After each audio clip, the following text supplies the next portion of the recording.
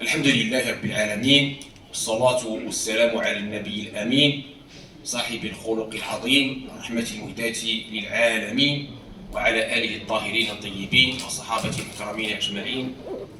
أحبتنا في الله كما هي العادة في هذا المجلس الكريم. نذكر والتقراب في المؤمنين وذكرهم بأيام الله.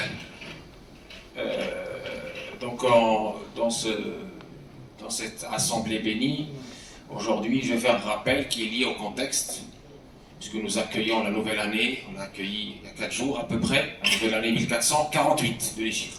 Alhamdulillah. Et comme vous le savez, beaucoup de nos jeunes, et même de nos moins jeunes, ont perdu la connexion avec notre patrimoine, notre identité, nos événements, etc. Donc il faudra qu'on rappelle. Il faudra qu'on rappelle pour que vous soyez au courant. Il y en a qui... Enfin, vous pouvez poser la question à beaucoup de nos jeunes nés en quelle année aujourd'hui, en quel mois. Ils ne savent pas. Je parle du calendrier lunaire égyrien, ils ne savent pas. Est-ce que c'est normal? Si c'est pas le mois de Ramadan, on ne sait rien. C'est ça le... Est-ce que c'est normal? Est-ce que vous trouvez ça normal? C'est pas normal, on est d'accord. كنتم خير أمة أخرجت للناس ماشي غير هكذا، خصنا نتفقهوا في الدين ديالنا ونعرفوا أيام الله ونعرفوا الأيام ديال رسول الله صلى الله عليه وسلم ونعرفوا السيرة ديالو ونعرفوا الأمور باش نكونوا يعني نحملوا هذا المشعل ونحملوا هذه الأمانة. C'est illogique, c'est pas normal qu'on ne puisse pas faire un petit effort pour connaître nos événements, notre histoire. Un peuple qui ne connaît pas son histoire ne pourra pas avancer. Des jeunes qui sont déracinés par rapport à leur histoire, par rapport à leur événement, ils ne pourront pas être épanouis, se sentiront toujours faibles, démunis, humiliés. D'accord? On a une très belle histoire, on a de quoi être très fiers.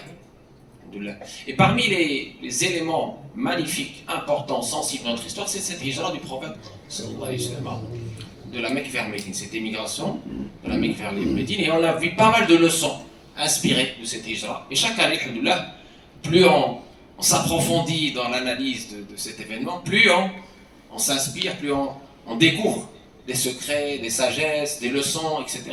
pour toute l'humanité.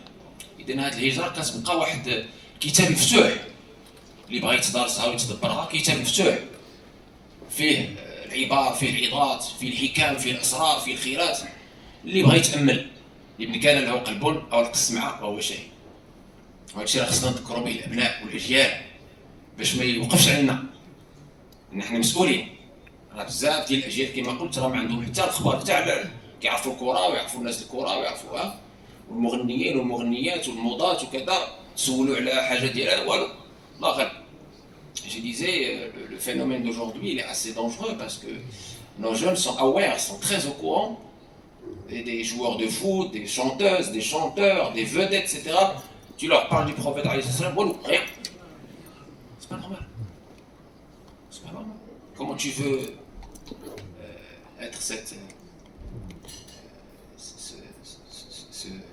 ce responsable de cette amana, la transmission de la amana du prophète. Comment tu peux la transmettre si tu n'es même pas au courant, tu ne connais pas, tu ne t'intéresses pas.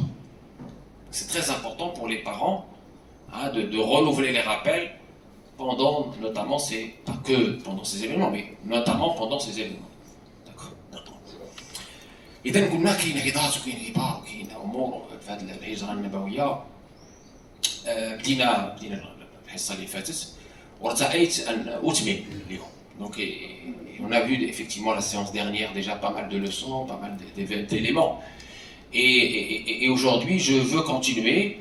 Je vous ai ramené des images, la hijra en images, c'est-à-dire grands événements, d'accord, schéma du parcours de notre prophète avec son ami Abu Bakr. La dernière fois, j'ai ramené A3, là, j'ai pas les moyens pour vous faire A3 un grand truc. L'année dernière, on a fait un grand A3, après il a disparu, je ne sais pas qui l'a pris. Il ne faut pas prendre les choses qui sont dans la mosquée pour que tout le monde puisse en profiter. Quand on colle quelque chose sur les murs ou qu'on les met, c'est pour que tout le monde en profite. Pas pour que quelqu'un le prenne chez lui, non. Il ne faut pas faire ça, d'accord? On est d'accord ou pas?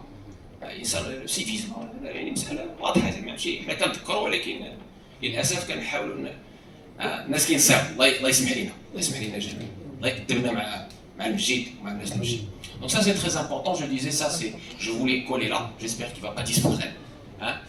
Et je vais insister sur les grandes étapes de cette hijra, pour qu'on puisse imaginer, illustrer dans nos cerveaux, dans nos mémoires, dans nos consciences, ce grand événement. Et les sacrifices du prophète et ses compagnes. Très important. D'accord? Très très important. Inch'Allah. إذن أولا كان خروج من مكة المكرمة، خرج سيدنا صلى الله عليه وسلم مع صاحبه أبي بكر ليلا بعد مؤامرة قريش لقتله. Donc premièrement, effectivement, il n'est pas sorti comme ça de son propre chef, il y avait l'ordre divin. Quand Allah a dévoilé le complot des polythéistes de Quraysh qui voulaient le tuer. Et l'idée était de mandater une personne par tribu pour qu'ils se mettent autour de sa maison et le tuer. Et comme ça, toutes les tribus auront porté la responsabilité de son assassinat. Comme ça, le clan de Sidna Muhammad ne pourra pas, enfin, il lui sera difficile de venger. C'est comme ça que les kuffars de Quraysh, les mouchriquines, ont réfléchi. Et qui leur a donné cette idée? Bien sûr, c'est Shaitan et Shayatin Insi wal Jinn. Hein? Voilà. Allah a dévoilé leur complot, bien sûr, et il l'a informé à travers Jibril, alayhi salam. D'accord? Donc le prophète, alayhi salam, comme on l'a dit, il a demandé à son cousin, Sidna Ali ibn Abi Talib, et son gendre, de se mettre à sa place, tout en sachant qu'il lui arrivera rien de mal. Le prophète, alayhi salam, on était sûr. D'accord? Parce que eux, ils en avaient après le prophète, pas après quelqu'un d'autre. Et il a choisi comme compagnon Sayyiduna Abu Bakr as-Siddiq. Et ça, c'est un grand honneur pour Sayyidina Abu Bakr as-Siddiq. Et c'est aussi une preuve supplémentaire du degré de Abu Bakr.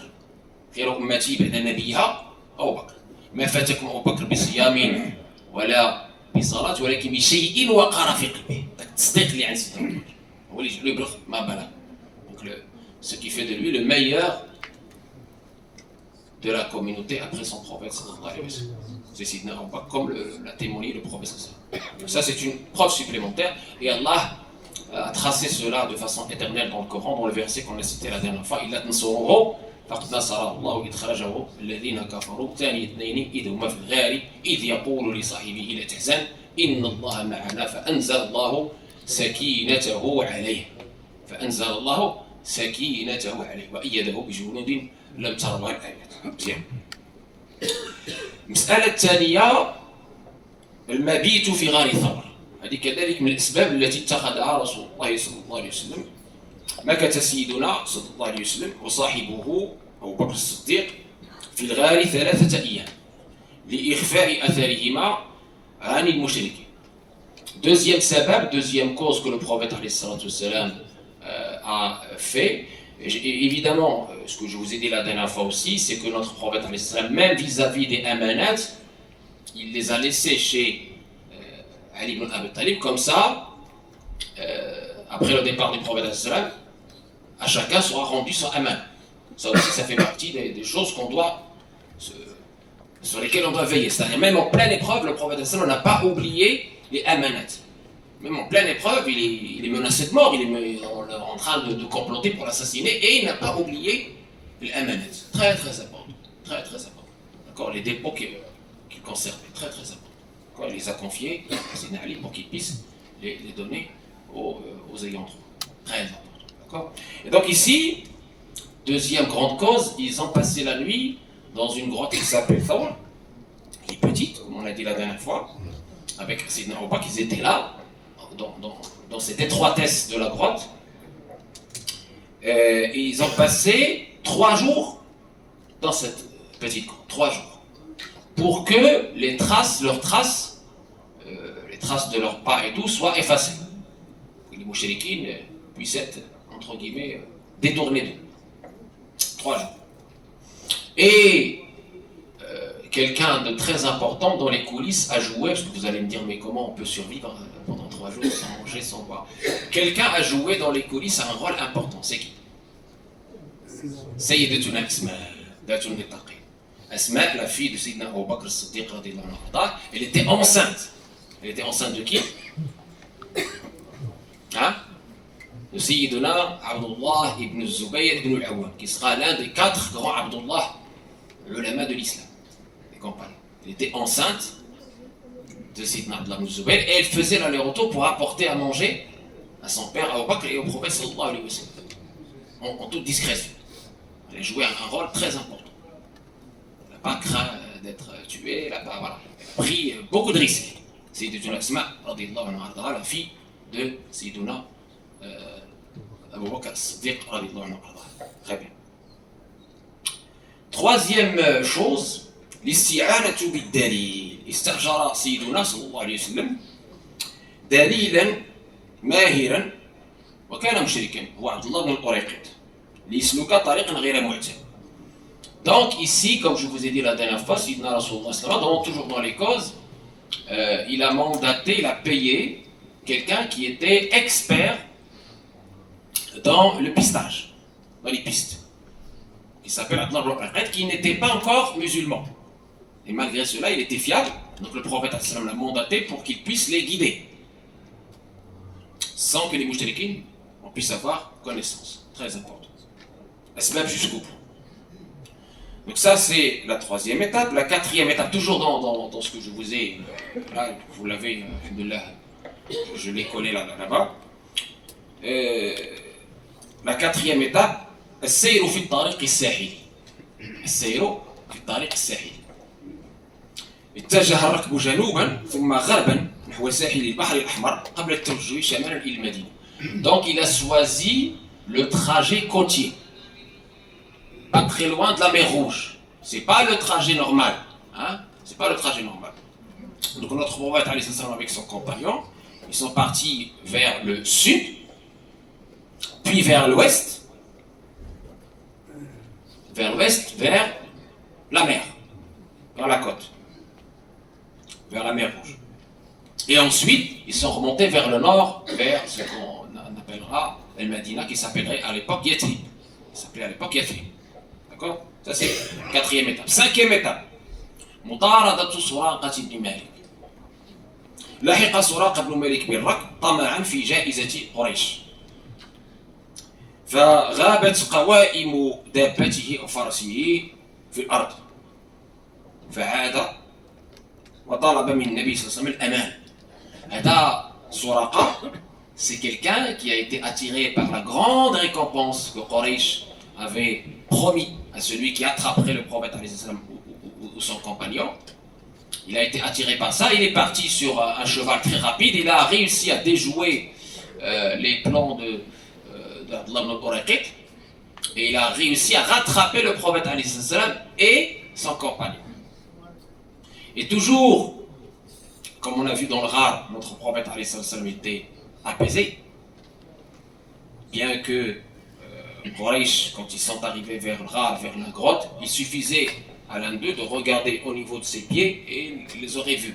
Mais le prophète savait que comme Allah tabaraka wa ta'ala, il a mis un voile sur leurs yeux lorsqu'ils sortaient de la Mecque, pareil, au niveau de la grotte, quand ils étaient juste à portée de main ou de pied, eh bien, pareil, Allah tabaraka wa ta'ala a mis le voile et le prophète était apaisé, rassuré. Et là encore, Suraqa était à côté, ça y est, c'était fini. Mais l'intervention divine était là. Comme je vous ai dit, quand on fait les causes, Allah tabaraka wa ta'ala vous soutient sans aucun problème. La tahzan illallah ma'ana. Pareil, quand Sidna Moussa, son peuple lui a dit Qala ashabu Moussa inna la mudrakoun, nous allons être rattrapés par Pharaon et ses soldats qui sont, nous sommes des faibles, et ils vont très vite. Il dit Kalla, non. Inna ma'i rabbi sayahdin. Non, Allah est avec moi, il me guidera. Certitude, certitude. Yaqin fillah azza wa jalla. Donc pareil, dès que Suraqa arrive avec son cheval, Allah tabaraka wa ta'ala a ordonné au sable de l'engloutir. Et son cheval commence à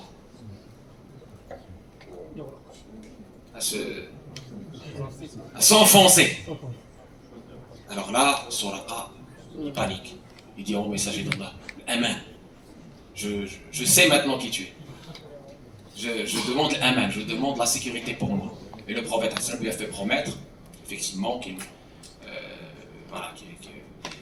reviendrait, qu'il ne dirait rien et que jamais il ne s'attaquerait au prophète Hassan ni à un groupe où le prophète Hassan serait. Voilà, très important. Donc, Suraqa, il respectera sa promesse. C'est toute une histoire de Suraqa, on la racontera un de ces jours, mais ici l'essentiel c'est que même à portée de maître, hein, voilà, on est là, c'est bon, c'est fini. L'intervention divine est là, et le prophète est soutenu et protégé avec son compagnon Abu Bakr Siddiq, avec ce miracle. Suraqa, ça y est, il a compris à qui il avait affaire. هذه المرحلة الخامسة. المرحلة السادسة, sixième grande étape, المرور بخيمة أم معبد. نزل سيدنا صلى الله عليه وسلم بخيمة أم معبد الخزاعية، وظهرت بركة سيدنا صلى الله عليه وسلم في شاة قليلة اللبن فدرت لبنا كثيرا.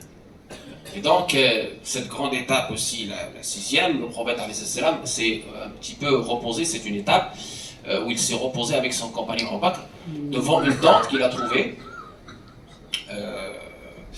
C'est la tente d'une femme qui était d'un certain âge, qui s'appelait Ma'bad, qui avait une petite brebis chétif, très faible, qui donnait plus de lait.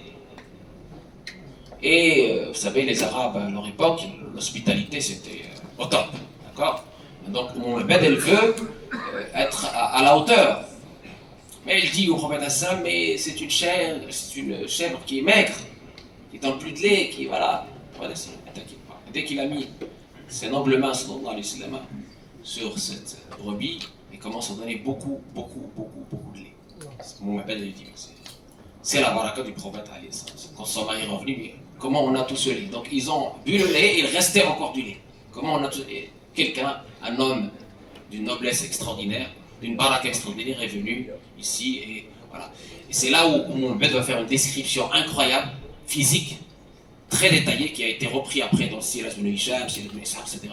Une description magnifique des traits du prophète, comme vous voyez, parce qu'il lui a dit, décris-le-moi, cet homme qui a cette baraka. On reviendra aussi sur cette description.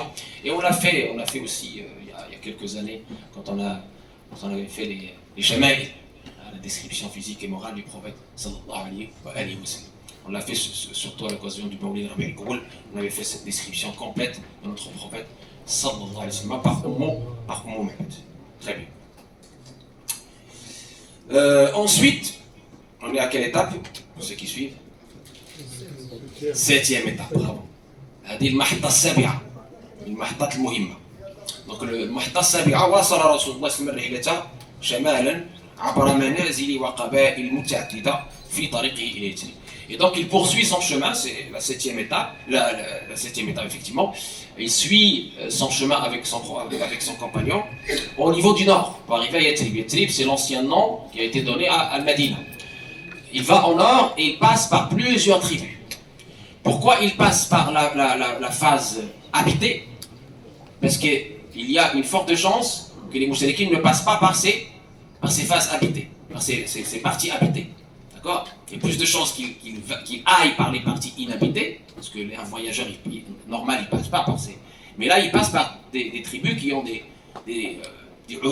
engagements. Les riches ne peuvent pas les attaquer. D'accord? Donc il passe par ces maisons et ces tribus au niveau du nord pour arriver à Yathrib. Huitième étape. Notre prophète alayhi salatu wassalam il arrive à Hamra al-Assad wa ma hawlaha. مر سيدنا في طريقه بمناطق الواقعة جنوب المدينة ومنها حمراء الأسد روضة خاخ وطريق الطبي المؤدي إلى قباء. Donc là, dans cette 8e étape, il arrive à des régions qui sont situées au sud de Médine, d'accord, comme Hamra al-Assad, qui sont connus quand vous allez faire la visite noble du prophète sallallahu alayhi wa sallam à Médine, vous allez passer aussi par là. Ça c'est son passage et c'est tracé. Et donc, l'avant-dernière étape, la 9e, c'est Quba. وصوله إلى قباء. وصل سيدنا صلى الله عليه وسلم يوم الاثنين إلى قباء ونزل في ديار بني عمرو بن عوف. ونزل في ديار بني عمرو بن عوف صلى الله عليه وسلم. Et donc ici, très important, c'est une étape très importante parce qu'elle va donner naissance à la première mosquée du monde musulman. Notre prophète alayhi salam, il arrive à Quba, une région pas très loin de Médine, et là c'est une tribu qui va lui assurer l'hospitalité et qui va lui demander de construire une mosquée pour qu'il puisse faire la prière avec le prophète sallallahu alayhi wa sallam. Et on a la naissance de la première mosquée qui est la mosquée Quba, sur laquelle on a déjà fait une khutbah, qui a une importance capitale dans l'histoire de l'islam et à laquelle le prophète sallallahu alayhi wa sallam lui-même a contribué. Porter lui-même les pierres, lui-même a contribué. Et enfin, donc, ça c'était le lundi, le prophète alayhi salam غادر سيدنا قباء يوم الجمعة متجها إلى المدينة المنورة واستقر في ديار بني النجار ونزل في بيت سيدنا أبي أيوب الأنصاري رضي الله عنه حتى بني مسكنه بجوار المسجد النبوي. Et donc, on a dit l'arrivée lundi, le vendredi, il part vers Yatrib, et cette fois il va arriver chez Ben al-Najjar, et il va s'installer dans la maison d'un Médinois qui s'appelle Abu Ayyub al-Ansari, un grand compagnon qui vivra longtemps. Donc il va s'installer dans la maison de ce compagnon jusqu'à ce qu'on construise les appartements du prophète Hujurat, à côté de ce qui va être la mosquée prophétique, mosquée Masjid Nabawi. Et vous le savez, c'est la deuxième mosquée la plus importante après Beit Allah, après la mosquée sacrée de la Mecque. D'accord ? Et donc, très important ici aussi, Abu Ayyub al-Ansari, comme vous le savez, c'est un compagnon qui est assez spécial puisque il va avoir une histoire avec lui qui est il va assister à la conquête d'Istanbul à l'époque du fils de Muawiyah, parce que le fils de Muawiyah croyait qu'il allait conquérir Istanbul. C'est un hadith qui parlait de ce Constantinople à l'époque. Et effectivement, il va mourir, il était très vieux, et il va mourir pas très loin de Constantinople, pas très loin d'Istanbul, avant d'arriver. Il va l'enterrer là-bas. Parce que vous le savez, la sunna, c'est d'enterrer les gens là où ils sont morts. Très bien, là où ils sont morts. Et qu'est-ce qui va se passer plusieurs siècles plus tard, quand Sultan al-Fatih, Mohammed al-Fatih, avant de conquérir Istanbul, Constantinople, et vaincre l'Empire byzantin, il y a son cheikh qui va voir un rêve, une ru'ya, magnifique. Il voit, qu'est-ce qu'il voit? Il voit Abu Ayyub al-Ansari, sahabi. C'est réel, hein, c'est réel. Il voit Sayyidina Abu Ayyub al-Ansari lui annoncer la bonne nouvelle, Bishara, lui dire, vous allez avoir la victoire. Dis à tes soldats que vous allez avoir la victoire. Et vous allez la voir tel jour et de telle façon, etc. Et si c'est le cas, je suis enterré à telle place, venez me déterrer et m'enterrer à l'intérieur de la ville parce que les koufars sont en train de me piétiner. Et le cheikh va dire à Mohammed Fatih cette bonne nouvelle, et ça va galvaniser les soldats, je pense que l'histoire de la conquête d'Istanbul, elle est maintenant très connue, elle est même sur Netflix, hein, pour vous dire. C'est devenu... voilà. Et alhamdoulilah, ils vont conquérir Istanbul et vaincre l'injustice. Et donc, en justicier, Mohamed Fatih va donner les droits aux minorités, aux personnes qui ne sont pas de... Pour la première fois, Istanbul va connaître une période faste, merveilleuse, et donc il revient à l'endroit qui lui a été indiqué.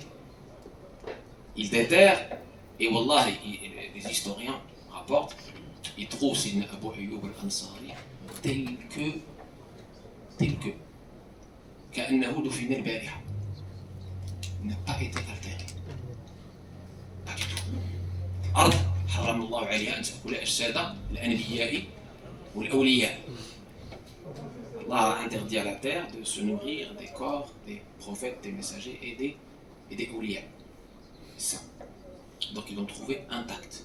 Et ils l'ont enterré aujourd'hui. Je ne sais pas si vous avez eu l'occasion de le visiter. Moi je l'ai visité. Ils l'ont enterré maintenant à l'intérieur d'Istanbul. Sayyidina Abu Ayyub al-Ansari. Il y a une ambiance incroyable. Je vous invite à le visiter. Quand vous le visitez, vous sentez les lumières, vous sentez un apaisement. C'est magnifique. C'est magnifique. Donc voilà. هذا هو. إذا هذه في عجالة جديدة وغنكملوا إن شاء الله الحصة المقبلة. عندكم هذه الورقة هذه les collés. Donc c'est ceux qui veulent avoir plus de détails sur chaque étape. Alhamdoulilah, vous pouvez. Il n'y a pas de souci. Mais l'essentiel de mon message aujourd'hui, c'est transmettez ça à vos enfants. Qu'on ne perde pas notre histoire. Transmettez ça aux générations futures. كيرهم بأيام الله الله يفتح لكم عندنا أمانة تقليد علينا كاملين عندنا أمانة هادشي نوصلوا لوليداتنا باش يعرفوا هاد الأمور يعرفوا النبي عليه الصلاة والسلام شكون هو ويعرفوا العظماء ديال هذا transmettez ça à vos enfants, à vos familles s'il vous plaît. Et donc pour terminer deux questions qui m'ont été posées et auxquelles je souhaite répondre comme d'habitude avec précision. الأولى يا سادة الكرام كتتعلق سميتها بصلاة العشاء. كما كل سنة في هذه المرحلة هذه كيكثر اللغط عن صلاة العشاء وبزاف علينا ونصلي المغرب مع العشاء وسدوا الجماع لا بزاف 12 ماشي هذا لا 11. المهم أولا قبل كل شيء هنا في هذا المسجد كنا درنا واحد الدرس من الدروس ديال ضروري العلوم الدين لا تعقلوا وختمناها. وصلنا الباب الجمع جمعوا صلاتي الظهر والعصر جمعة تقديم وجمعة تأخير وجمعوا صلاتي المغربي والعشاء جمعة تقديم وجمعة تأخير وعطينا الشروط ان هذه رخصة عندها شروط ماشي هكذا تجي وتجمع بلا ما بك وانت شي لا بلا سبه. وما يمكنش نعطي واحد الفتوى عامة فتوى كتعلق بإنسان عنده تحقق فيه ديك الشرط ولا ديك الرخصة ما يمكنش شي نعممه. فإذا انت مثلا مريض او عندك واحد مشكل او كذا انت كشخص عندك ديك الرخصة يجوز لك أن تجمع المغرب والعشاء وتنعس بحق ماشي تمشي تلعب الكارطة في القهوة لا نعس. هذه نعم. وهاد الناس اللي كيجادلونا دابا على الوقت المتأخر العشاء ولا وكيفاش ولا علاش اللي هما ما كيجادلوناش ملي كيديروا المنبه ديالهم ب 10 الصباح باش يتفرجوا لي في الكورة. كتجيهم ساهل يدير المنبه وينوض مع 10 الصباح ولا 1 الصباح ويتفرج في الكورة وعادي كل نهار داير لك الكرة وهذا لا يجد في ذلك بأسا. وفين هي صلاة الليل مسافتها؟ فين صلاة الليل شنو قلنا خير الصلاة بعد الصلاة شكون هي؟ صلاة الليل. واش هادشي شو باغي الدنيا ولا باغي الآخرة؟ واش شوف انت شنو هل انت من العقلاء ام من فين هي الفتنة ديالك فين هو العقل ديالك؟ ما عمرك تجارة الانتاب اللي بغا تجارة الانتاب واش يدير المنبه باش يتفرج في الكرة ولا يدير المنبه باش يصلي العشاء؟ فين هو لا شنو هي غير جاوبوني شكون من الاولى شو الاولى؟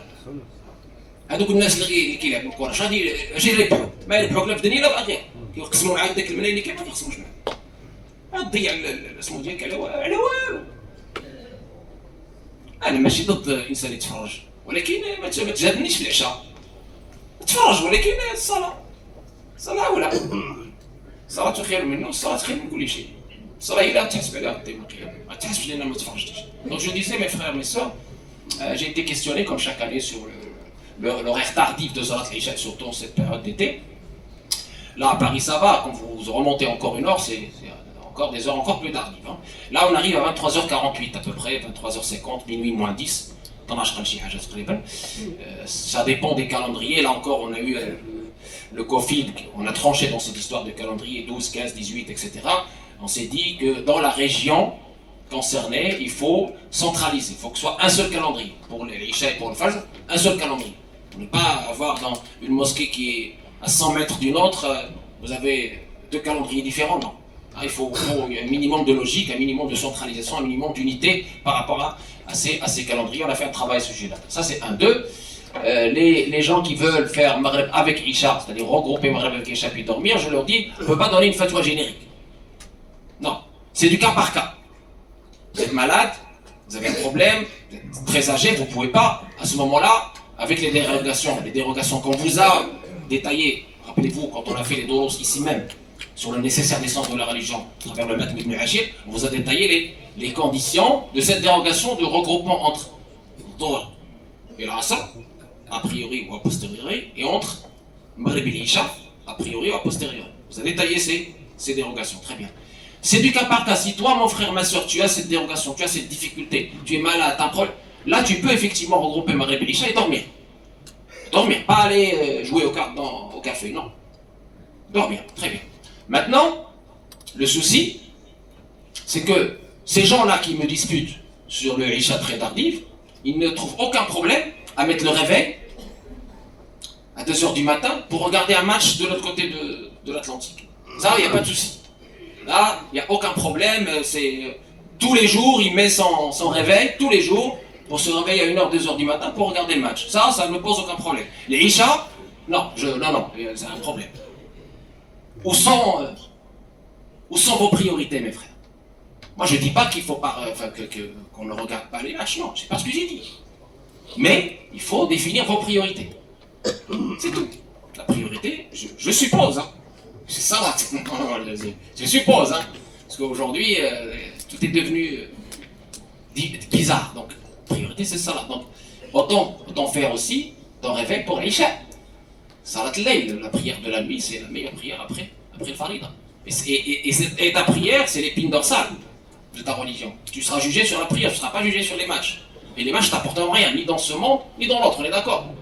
A dit, بالنسبة للسؤال là, صلاة العشاء مع المسجد. هناك من يمكن تأخير العشاء إلى قبل الفجر بساعة. C'est même mieux. Tu peux aussi, juste avant l'Isha, si tu dors, avant le Fajr, tu dors avant le Fajr, tu fais ton Isha. Mais l'essentiel, c'est de faire l'effort. Comme tu fais l'effort pour mettre ton réveil pour regarder les matchs. Même plus que ça, tu dois faire l'effort plus que ça, parce que ça c'est dunya, ça c'est akhira. On est d'accord ou pas? Est-ce que ce que j'ai dit est bizarre? Non, je pense, je sais pas, voilà. Deuxième question, c'était à propos de zakat. On a commencé à en parler la dernière fois. J'ai eu une question. J'ai dit que le nisab, on le fait à travers l'argent. L'argent, fait pas. 595 grammes d'argent. Ce qui donne 1184 € pour cette année.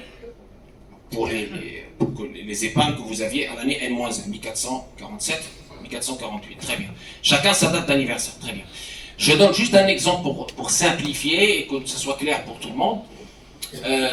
Le frère a commencé le travail, a commencé à travailler par exemple. Il avait 0 € sur ses comptes. Il a commencé à travailler, par exemple, au mois de Muharram, 1447. D'accord? Il a eu par exemple 2000 €. C'est supérieur au galon nisab, donc il est assujetti à la zakat. Très bien.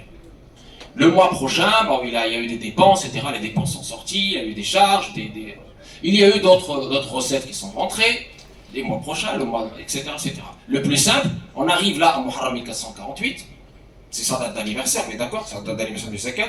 Il va se dire, j'ai eu 2000 €, là maintenant, qu'est-ce que j'ai sur mes comptes? Tous mes comptes. Je fais la somme, j'ai 1800 €. 1800 € est supérieur ou égal à 1184 qui est le nisab, donc je dois donner zakat. Et donc, je donne la zakat sur combien? Hein? Sur 1800, bravo, parce que c'est 1800 qui est passé le haoul, l'année lunaire.